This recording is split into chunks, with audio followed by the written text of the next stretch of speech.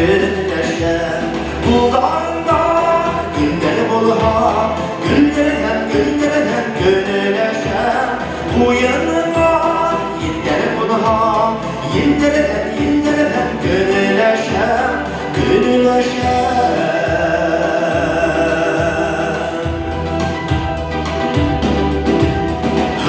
bu yana düşüp giden yerlerden gönleşen yigitlerge uygundeşen yigitlerden gönleşen bu dağda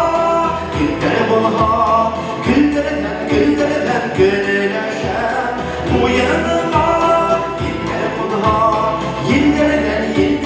gönleşen